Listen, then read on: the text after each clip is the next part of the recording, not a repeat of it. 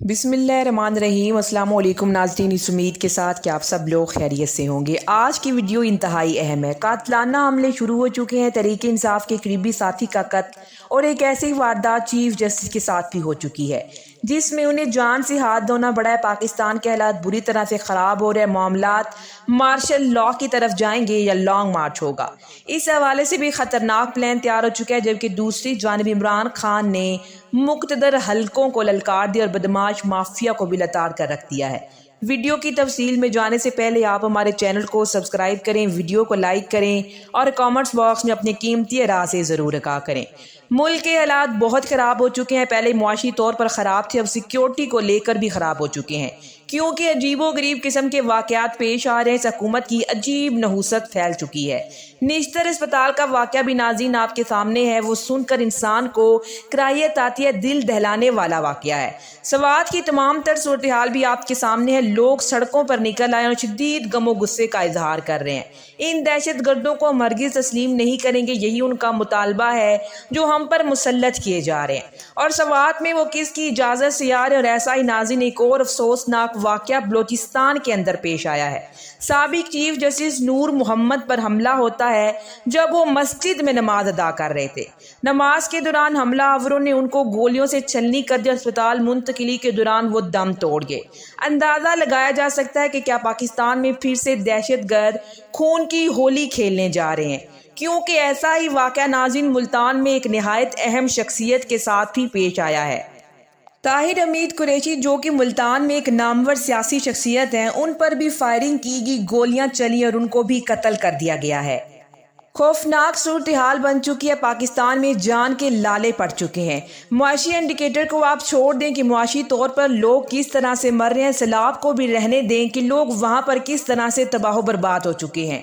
लोगों के अंदर जो अदम बर्दाश्त बढ़ चुकी है उसको भी छोड़ दें। पूरे का पूरा मुल्क जो कल अंधेरों में डूब गया था, पूरे मुल्क की बिजली बंद थी, उसको भी आप छोड़ दें। इस वक्त मुल्क की सूरत हाल खौफनाक होती जा रही है। हालात शदीद ख़राब हो रहे हैं। कराची में इमरान खान के ऐलान के बाद जिस तरह से हुकूमत की दौड़ें लगी हैं उससे मुतालिक भी आपको बताएंगे, लेकिन मौजूदा हालात बड़ी तेज़ी के साथ मार्शल लॉ की तरफ जाते हुए दिखाई दे रहे हैं। इमरान खान को उकसाया जा रहा है, इमरान खान के साथ माइंड गेम खेलने की कोशिश की जा रही है, क्योंकि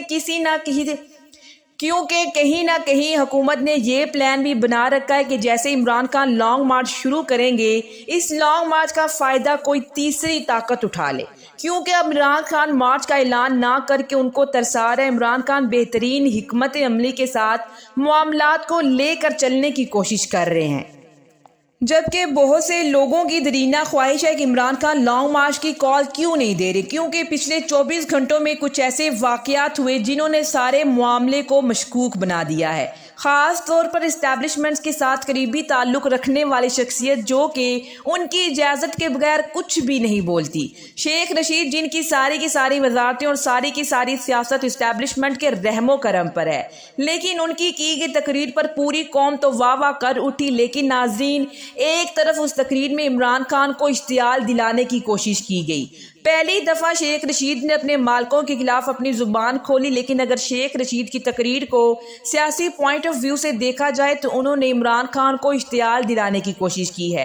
हालांकि आपको अच्छी तरह से याद होगा कि 25 मई को जब लॉन्ग मार्च हुआ था, शेख रशीद इस्लामाबाद में कहीं भी नज़र नहीं आए थे और कोई भी अहम रहनुमा इस्लामाबाद में नज़र नहीं आया था। कारकुन ज़रूर थे, वर्कर्स ने भी अपनी जानों के नजराने दिए, मार खाई, राना सनाउल्लाह का जुल्म सितम बर्दाश्त किया था, लेकिन शेख रशीद इस तमाम सूरत हाल में कहीं भी नजर नहीं आए थे, छुप कर बैठ गए थे। और अभी भी जब भी उनकी गिरफ्तारी होने लगती है तो वो मलक रियाज के घर में छुप कर या फिर कहीं और छुप कर बैठ जाते हैं।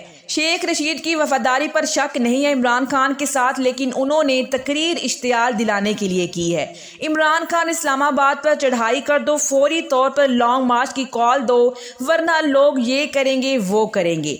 जवेद हाशमी की नाज़रीन वीडियो पुरानी है लेकिन वो फिर से वायरल की जा रही है, जिसमें वो भी इमरान खान को इश्तियाल दिलाने की कोशिश कर रहे हैं कि इमरान खान कॉल दो, इन जजेस जर्नैलों और सारे इस्टेब्लिशमेंट के खिलाफ निकल पड़ो।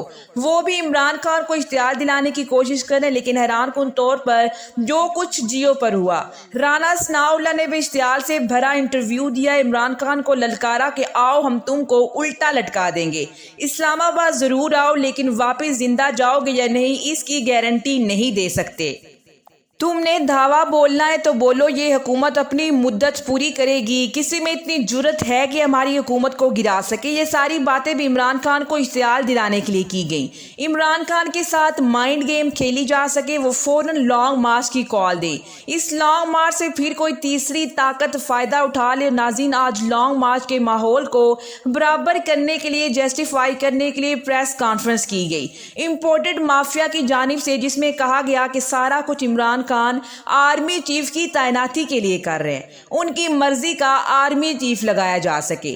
احسن اقبال نے بڑی اہم بات کی۔ احسن اقبال نے کہا کہ عمران خان لانگ مارچ کرنے جا رہے ہیں لیکن ان کا مقصد الیکشن نہیں، کچھ اور ہے، جبکہ ناظرین عمران خان کا پہلے دن سے یہی بیانیہ ہے، ان کا یہی مطالبہ ہے کہ صاف اور شفاف الیکشن کا اعلان کر دیا جائے۔ لیکن احسن اقبال کا اشارہ بھی اسی طرف تھا کہ عمران خان انتشار پھیلانا چاہتے ہیں، عمران خان مارشل لا چاہتے ہیں، عمران خان اس طرح کی صورتحال پیدا کرنا چاہتے ہیں، یہ ایک ماحول بنانے کی کوشش کر رہے ہیں ناظرین کہ اگر مارشل لا لگتا ہے تو اس کا سارا الزام بھی عمران خان پر آئے گا۔ اس وقت تمام تر معاملات کو اسی طرف لے جانے کی بھرپور کوششیں کی جا رہی ہیں، اور تحریک انصاف کی اپنی قیادت، تحریک انصاف کے اپنے اندر سے لوگ عمران خان کو اشتعال دلا رہے ہیں کہ آپ کال کیوں نہیں دے رہے، ابھی کال دو، ہم جینے مرنے کے لیے تیار ہیں۔ لیکن عمران خان بھی اچھی طرح سے آگاہ ہیں کہ یہ لوگ بھاگ جائیں گے، یہ لوگ کھڑے نہیں ہوں گے۔ عمران خان کو اس وقت ایک ایک قدم پھونک پھونک کر رکھنا ہے تاکہ اس ساری صورتحال کا فائدہ کوئی اور نہ اٹھا لے، کیونکہ عمران خان کے گرد ایسے بہت سے خطرناک عناصر منڈرا رہے ہیں جو کہ اشتعال کی سچویشن بنا سکتے ہیں۔ وقت کم اور مقابلہ سخت ہے، کم وقت میں تو عمران خان کے خلاف انہوں نے کوئی بڑی کارروائی ڈالنی ہے، اس پر کام بھی جاری ہے۔ عمران خان نے کراچی میں ناظرین جو جلسہ کیا، بہت بڑا تاریخی جلسہ، جس میں انہوں نے پیپلز پارٹی کو تو اڑا کر رکھ دیا ہے۔ وہاں پر عمران خان نے جلسے سے خطاب کرتے ہوئے MQM کو بھی للکارا، وہاں پر عمران خان نے جلسے میں عوام سے خطاب کرتے ہوئے MQM کو بھی للکارا، آپ خوش ہو پیپلز پارٹی کے ساتھ بیٹھ کر جن کے خلاف ساری عمر سیاست کی ہے، اب آپ خوش ہو، آپ کو عزت ملی، اگر کچھ ملا ہے تو وہ بتاؤ۔ لعنتوں اور بے عزتی کے سوا ناظرین MQM کو اب تک کیا ملا ہے؟